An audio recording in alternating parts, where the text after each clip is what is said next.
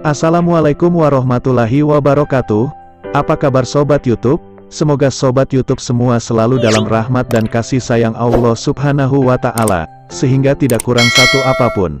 Kali ini kita akan menceritakan tentang akhir zaman, di mana pada suatu hari nanti akan keluar sosok makhluk pembawa fitnah yang sangat dahsyat, yang dikenal dengan fitnah Dajjal. Dia menyebarkan fitnah bagi seluruh manusia di muka bumi ini. Sosok itu bernama Dajjal. Tidak hanya sampai di situ, bahkan dia mengaku Tuhan dengan segala ilusi yang dibuatnya untuk mengajak manusia ikut kepadanya. Nama Dajjal berarti pembohong.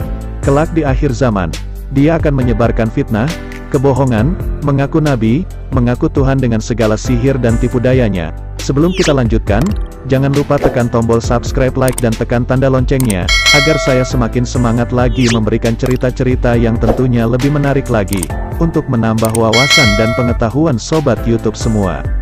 Diceritakan, Dajjal lahir dari keluarga penyembah patung sapi betina di zaman setelah Syam dan Nuh.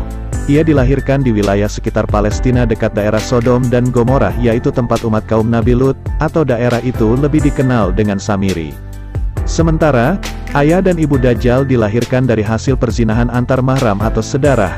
Adapun ciri-ciri Dajjal, yaitu berbadan tinggi, gemuk, dan memiliki mata buta sebelah, atau lebih dikenal hanya memiliki satu mata, dan di tengah-tengah dahinya tertulis tulisan K, Fa, Ro. Perlu diketahui, tulisan itu hanya bisa dilihat oleh orang-orang yang beriman saja. Dajjal memiliki nama kecil yang sama dengan Nabi Musa, yaitu Musa, dan nisbatnya Samiri. Dajjal terlahir dari hasil ritual setan kedua orang tuanya, dikarenakan kedua orang tuanya sudah menikah cukup lama, yaitu lebih dari 30 tahun dan belum dikaruniai anak. Maka orang tua Dajjal mendatangi seorang dukun sakti, yaitu anak buahnya Iblis, dan dukun itu menyuruh untuk berhubungan badan di suatu kuil yang banyak berhalanya. Di saat melakukan hubungan badan, Raja Iblis yang bernama Azazil datang dan menyamar. Mereka pun melakukan hubungan suami istri dengan Azazil tersebut, sehingga lahirlah Dajjal bin Azazil, separuh manusia dan separuh iblis. Ibunya seorang manusia, dan ayah aslinya adalah iblis yang menyamar menyerupai manusia. Hal tersebut tertuang dalam kitab yang riwayatnya sahih. Lahirnya Dajjal bermula saat ada sepasang suami dan istri yang belum juga dikaruniai anak, hingga akhirnya mereka datang ke seorang dukun anak buah iblis dan melakukan ritual iblis agar dapat mempunyai anak. Setelah itu, sang istri hamil dan melahirkan seorang anak bernama Musa bin Samiri atau Dajjal bin Azazil. Bentuk Dajjal ini separuh manusia dan separuh iblis. Buya Ar-Razi Hashim juga menyampaikan, Musa bin Samiri kecil mengalami masa mata belekan selama bertahun-tahun, yang membuat matanya tidak dapat terbuka. Samiri kemudian dibawa malaikat Jibril saat terjadi banjir besar di daerahnya, dan mulai saat itu dia tinggal dan diasuh langsung oleh malaikat Jibril, dan tidak pernah lagi bertemu dengan kedua orang tuanya. Bersama malaikat Jibril, Samiri diajarkan zikir. Perlu diketahui bahwa, dahulu ayah batinnya Dajjal yaitu Azazil juga diajarkan oleh malaikat. Azazil termasuk makhluk Allah yang soleh dan rajin berzikir, sehingga menandingi para malaikat. Dia juga tinggal di surga, sehingga sudah merasa tinggi dan banyak ilmu, sehingga timbullah rasa angkuh dan sombong dalam dirinya, sehingga Azazil tidak mau melakukan perintah Allah, yaitu untuk tunduk kepada Nabi Adam, dan mengakibatkan Azazil diusir dari surga dan disuruh tinggal di bumi, dan namanya dirubah oleh Allah menjadi iblis, dan umurnya pun diberi tangguh oleh Allah sampai hari kiamat, dan bertugas di dunia ini untuk menyesatkan umat manusia dari jalan Allah Subhanahu wa Ta'ala. Azazil itulah bapa batin yang menyamar sehingga berhubungan dengan ibunya Dajjal yang merupakan seorang perempuan, sehingga lahirlah Samiri atau Dajjal bin Azazil, di saat terjadi banjir besar itu atas perintah Allah. Malaikat Jibril diutus untuk menyelamatkan Samiri dan dibawa ke sebuah pulau terpencil yang tidak diketahui keberadaannya oleh manusia, dan tentunya tidak ada satu manusia pun yang hidup di sana. Seiring berjalannya waktu, malaikat Jibril pun mengajarkannya berbagai hal kepada Samiri, karena diajarkan langsung oleh malaikat Jibril dan tentunya karena atas izin Allah. Samiri pun memiliki kesaktian yang sangat luar biasa.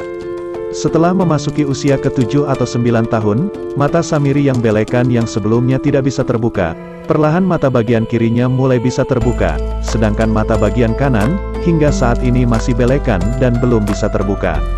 Umur Samiri juga ditangguhkan oleh Allah Subhanahu wa Ta'ala. Bedanya kalau ayahnya yaitu Azazil, ditangguhkan umurnya sampai hari kiamat, sementara anaknya yaitu Samiri juga ditangguhkan tetapi tidak sampai hari kiamat, hanya sampai akhir zaman saja, dan matinya nanti harus dibunuh. Dan yang ditakdirkan oleh Allah membunuhnya adalah Nabi Isa alaihi salam. Perlu diketahui bahwa Samiri ini lahir sebelum zaman Nabi Musa.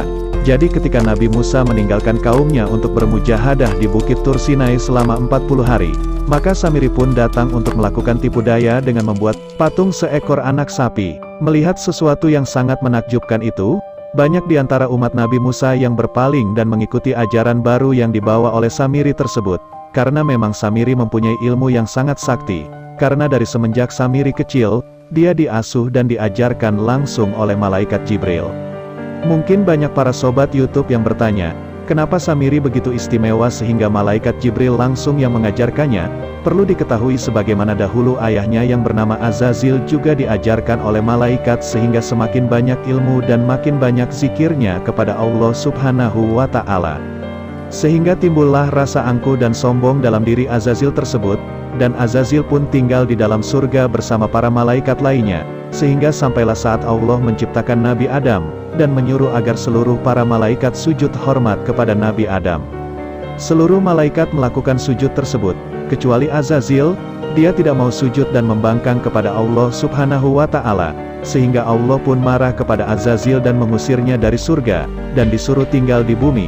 Sebelum Azazil turun meninggalkan surga, dia meminta kepada Allah untuk ditangguhkan umurnya sampai hari kiamat, dan akan membalas dendam kepada Nabi Adam, yaitu untuk menyesatkan seluruh anak cucu dan keturunan Nabi Adam, dari jalan Allah, dan Allah pun mengabulkannya, dan namanya pun dirubah menjadi Iblis, dan semenjak saat itu nama Azazil berubah menjadi Iblis. Dan Allah pun menjawab, sesatkanlah seluruh yang bisa kamu sesatkan, kecuali hambaku yang benar-benar beriman kepadaku, tidak akan mampu kamu sesatkan. Sehingga anaknya yang bernama Samiri pun, melanjutkan tugas ayahnya yaitu menyesatkan seluruh umat manusia. Kita lanjutkan kembali kisahnya. Di saat Nabi Musa selesai bermunajat selama 40 hari di Bukit Tur Sinai, Nabi Musa pun kembali kepada kaumnya, dan betapa terkejut dan marahnya Nabi Musa, menyaksikan apa yang dilakukan oleh umatnya, umat yang sudah susah payah didakwahinya selama ini, dengan sekejap mata saja, sudah berpaling dari ajaran Allah Subhanahu wa Ta'ala. Umat Nabi Musa dengan mudahnya meninggalkan ajaran Allah dan mengikuti ajakan Samiri untuk menyembah patung anak sapi tersebut. Itulah salah satu tipu daya Dajjal tersebut. Cuman waktu zaman Nabi Musa dia datang bukanlah sebagai Dajjal yang dijanjikan akan keluar di akhir zaman nanti, tetapi datang sebagai Samiri untuk menyesatkan umat Nabi Musa dari jalan Allah Subhanahu wa Ta'ala.